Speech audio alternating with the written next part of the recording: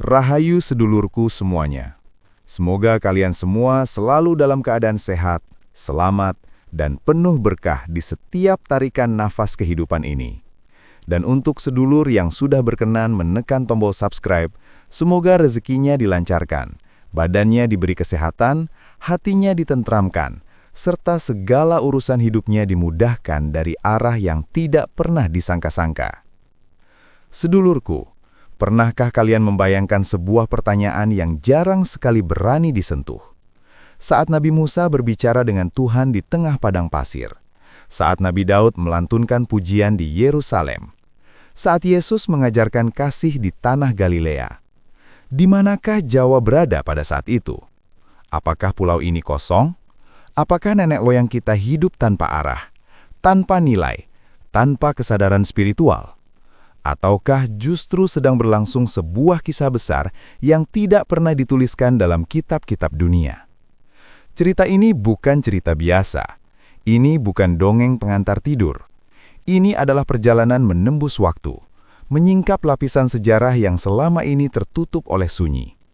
Karena ternyata, ketika dunia lain sibuk mencatat wahyu dan hukum, Jawa sedang membangun sesuatu yang jauh lebih diam, namun mengakar.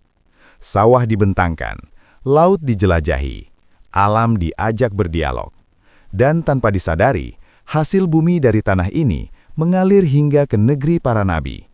Aromanya tercium, nilainya diperebutkan, namun asalnya tetap menjadi misteri. Yang lebih mengejutkan lagi, Jawa tidak pernah mengenal nabi dalam pengertian kitab suci, namun justru melahirkan para empu, resi, dan pujangga yang membimbing manusia menuju kesadaran terdalam tentang hidup dan Tuhan. Cerita ini akan membawa sedulur menyusuri sawah, pelabuhan, hutan, gunung, hingga ruang batin manusia Jawa kuno. Sebuah perjalanan yang perlahan, dalam, dan penuh ketegangan sunyi. Dan setelah mendengarnya, cara pandang tentang sejarah, spiritualitas, dan jati diri Jawa tidak akan pernah sama lagi. Dunia para nabi dan dunia Jawa, abad ke-13 sebelum Masehi.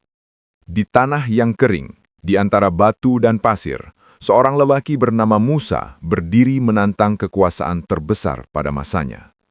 Suara wahyu menggema di wilayah yang kelak disebut Tanah Suci. Manusia menulis sejarahnya dengan air mata, perintah, dan janji. Namun pada saat yang sama, jauh di timur, ribuan kilometer dari padang pasir itu, ada sebuah pulau hijau yang tidak sedang tidur. Pulau itu bernama Jawa. Banyak orang mengira Jawa pada masa itu hanyalah hutan gelap yang sunyi. Tidak ada tatanan, tidak ada arah, tidak ada peradaban. Tetapi dugaan itu mulai runtuh saat kita menelusuri jejak yang tertinggal di tanahnya. Jejak yang tidak berteriak, namun menancap seperti paku ke dalam ingatan. Jejak yang membuat kita sadar bahwa ada sesuatu yang diam-diam tumbuh di sini. Pada masa ketika kisah besar dunia sedang dipahat di Timur Tengah, Jawa sedang memasuki fase yang menentukan. Bukan lagi zaman batu yang liar, bukan pula kehidupan yang hanya mengandalkan berburu dan meramu. Di pulau ini, orang-orang mulai mengikat diri pada tanah. Dan ketika manusia mengikat diri pada tanah, peradaban biasanya segera menyusul. Bayangkan sebuah lembah subur di kaki gunung api. Tanahnya hitam, lembut, dan kaya. Air mengalir dari mata air, menyusuri lereng, lalu menghilang di antara pepohonan. Di tempat seperti itu, seseorang menancapkan benih, lalu menunggu, lalu merawat, lalu menghitung waktu, lalu belajar memahami musim, dan pelan-pelan sebuah pengetahuan lahir. Pengetahuan yang tidak datang dari kitab, tidak datang dari negeri jauh, tidak datang dari lidah seorang raja.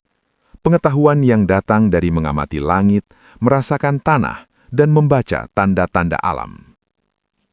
Disitulah sawah mulai menjadi panggung kehidupan. Disitulah padi mulai menjadi lebih dari sekedar makanan. Ia menjadi pusat ritme masyarakat. Ia menjadi alasan orang membentuk kelompok, membagi kerja, membuat aturan, dan menata hubungan. Karena padi tidak tumbuh dengan kebetulan. Padi butuh air yang diatur, butuh lahan yang dibuka, butuh waktu yang disepakati, butuh tenaga yang dikerahkan bersama. Maka jika ada padi, biasanya ada organisasi. Jika ada sawah, biasanya ada pemimpin. Jika ada panen, biasanya ada ritual. Dan jika ada ritual, biasanya ada keyakinan.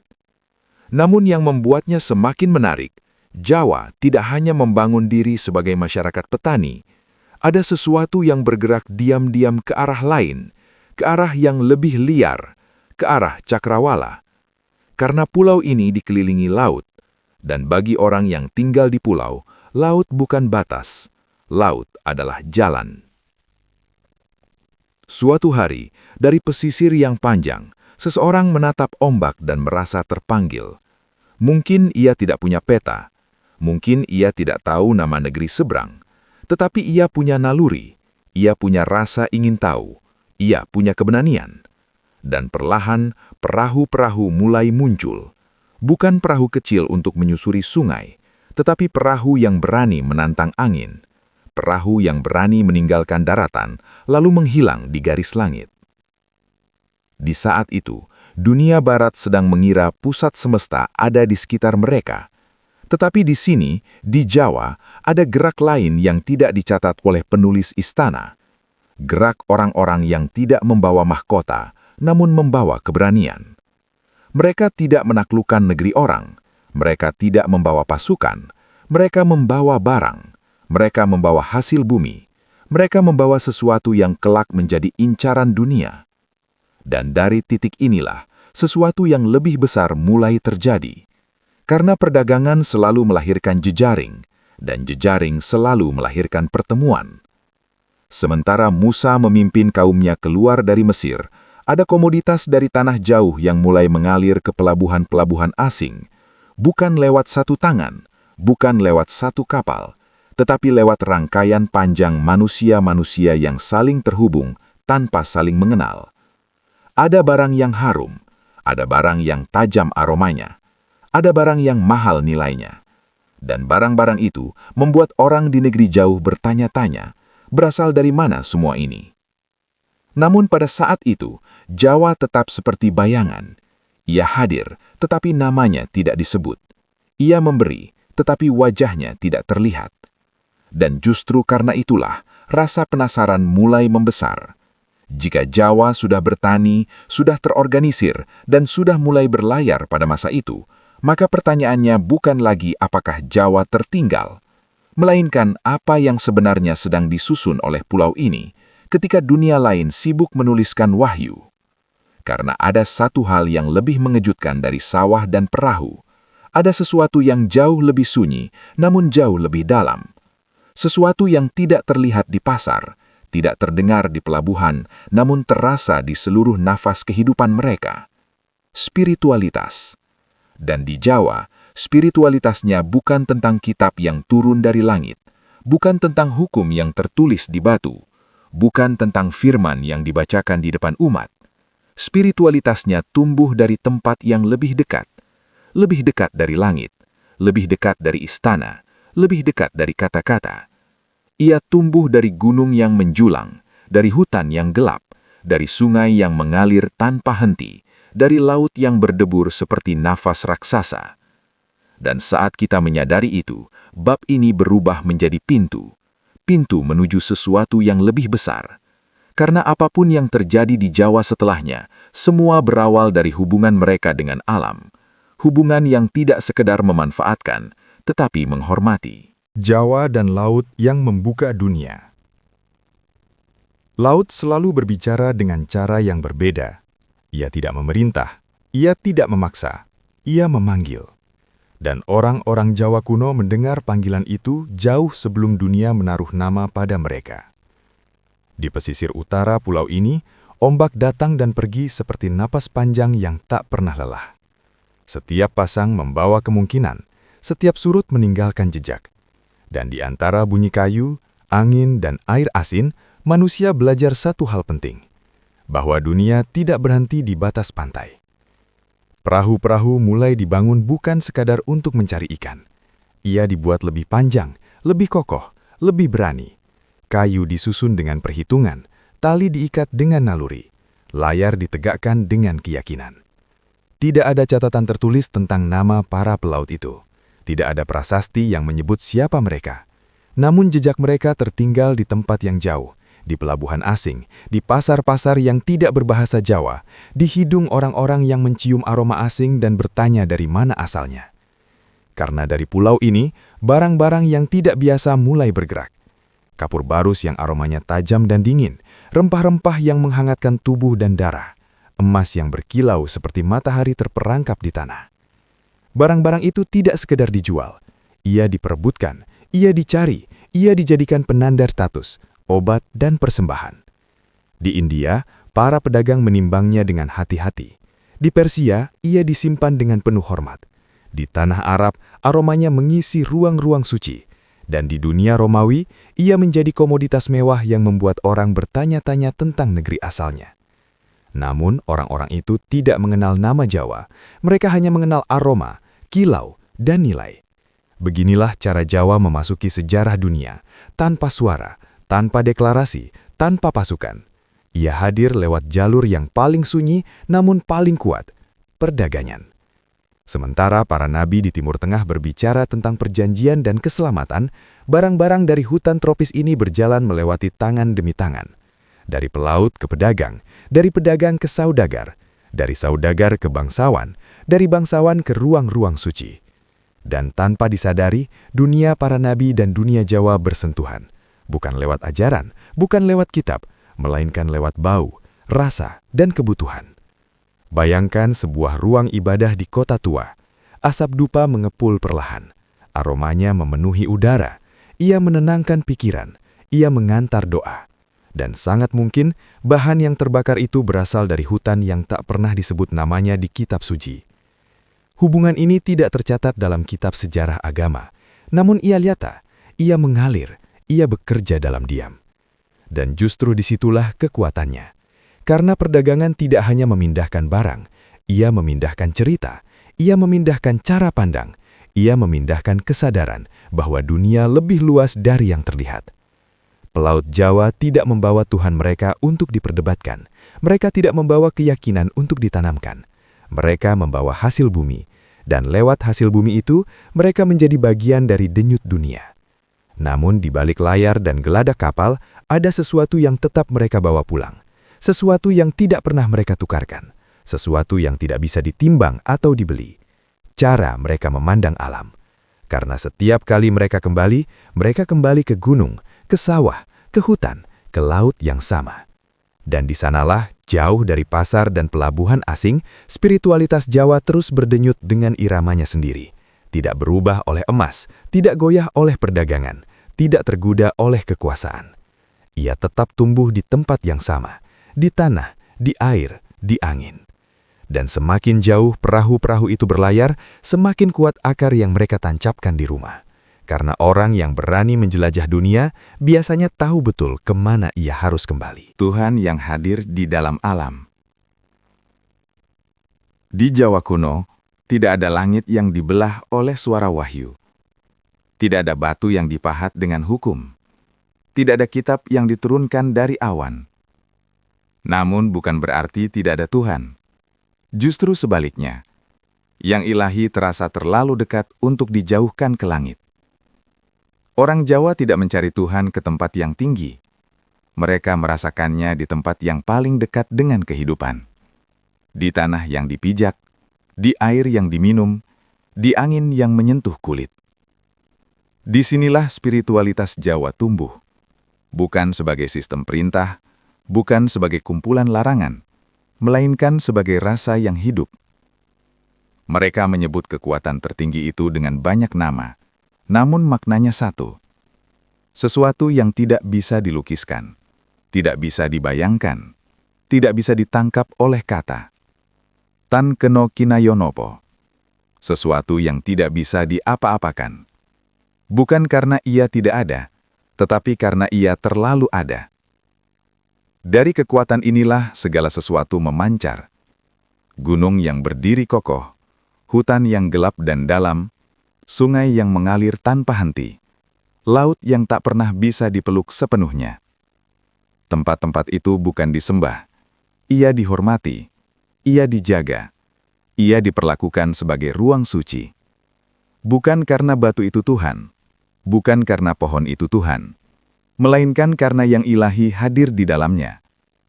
Inilah cara Jawa memahami ketuhanan, bukan sebagai sosok yang jauh, melainkan sebagai napas yang menyusup ke segala hal. Dan di antara manusia dan kekuatan ini, ada jembatan.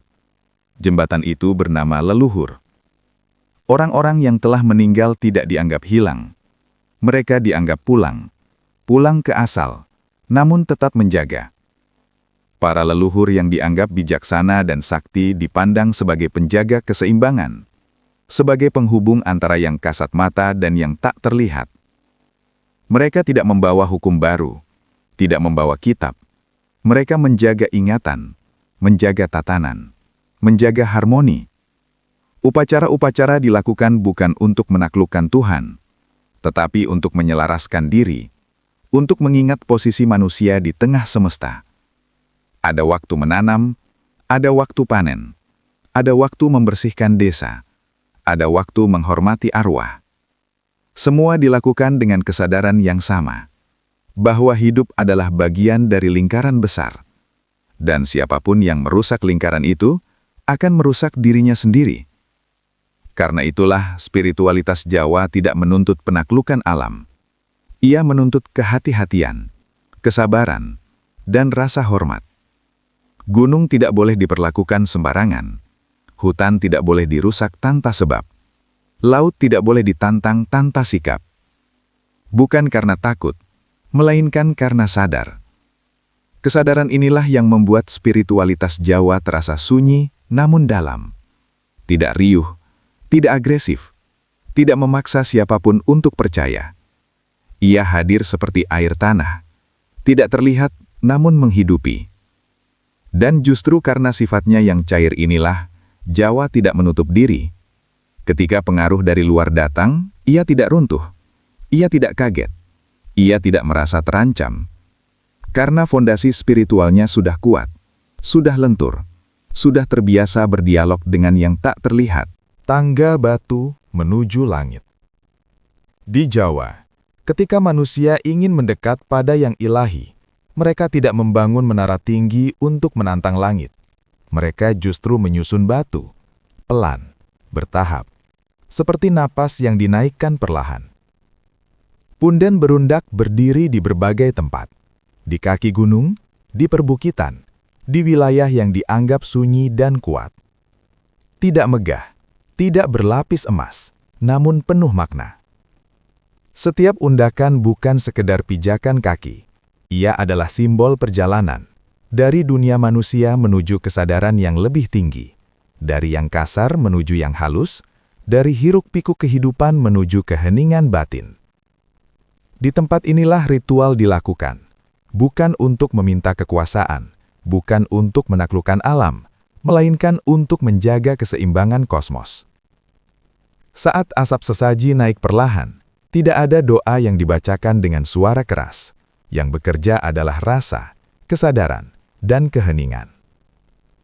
Berabad-abad kemudian, dari seberang laut, angin membawa sesuatu yang baru. Bukan pasukan, bukan api, melainkan gagasan. Hindu dan Buddha tiba di Jawa bukan sebagai penakluk. Mereka datang bersama pedagang, bersama Brahmana, bersama cerita dan simbol. Dan sesuatu yang menarik terjadi. Jawa tidak menolak, namun juga tidak menelan mentah-mentah. Dewa-dewa India tidak ditempatkan sebagai penguasa asing. Mereka dipahami sebagai wajah baru dari kekuatan yang sudah dikenal. Siwa, Wisnu, Buddha, semua menemukan tempat di lanskap batin Jawa. Gunung tetap gunung, leluhur tetap leluhur, alam tetap pusat kesadaran. Candi dibangun, namun tidak terpisah dari alam. Ia menyatu dengan bukit, dengan arah mata angin, dengan garis matahari. Borobudur dan Prambanan kelak berdiri bukan hanya sebagai bangunan ibadah, tetapi sebagai peta kosmos, sebagai tangga kesadaran yang diwujudkan dalam batu. Dan lagi-lagi, tidak ada benturan. Yang ada adalah percampuran yang tenang, akulturasi yang sabar, dialog tanpa teriakan.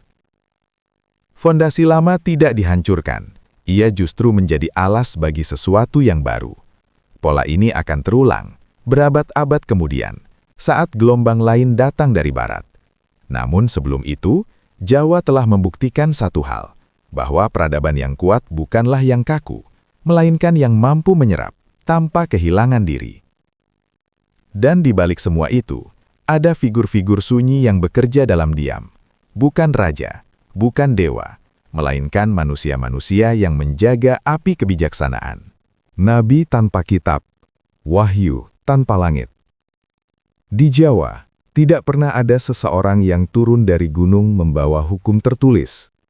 Tidak ada satu malam ketika langit terbuka dan suara memerintah manusia untuk tunduk.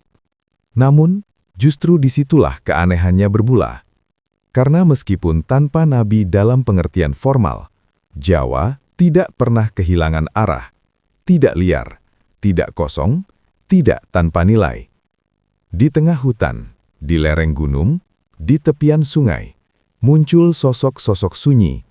Mereka tidak mengenakan mahkota, tidak memimpin pasukan, tidak mengklaim berbicara atas nama Tuhan. Mereka disebut empu, disebut resi, disebut pujangga. Mereka tidak menerima wahyu dari langit, mereka menurunkannya dari batin. Laku mereka berat, sunyi, panjang. Berpuasa, menyepi, mengosongkan diri dari ambisi dunia. Bukan untuk melarikan diri dari kehidupan, melainkan untuk memahaminya sampai ke akar.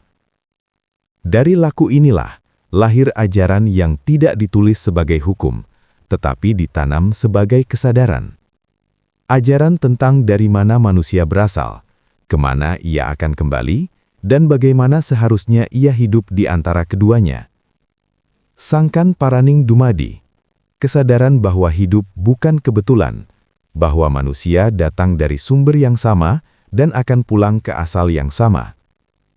Memayu Hayuning Bawono, etika untuk menjaga keindahan dan keseimbangan dunia, bukan hanya dunia manusia, tetapi seluruh semesta. Manunggaling Kawulo lan Gusti, puncak perjalanan batin, saat jarak antara hamba dan yang ilahi menghilang, bukan karena manusia menjadi Tuhan, melainkan karena ego lenyap sepenuhnya. Ajaran ini tidak diajarkan dengan ancaman, tidak disebarkan dengan paksaan. Ia ditularkan lewat teladan, lewat sikap hidup, lewat rasa. Karena bagi Jawa, kebenaran yang dipaksakan akan patah, namun kebenaran yang dirasakan akan tinggal.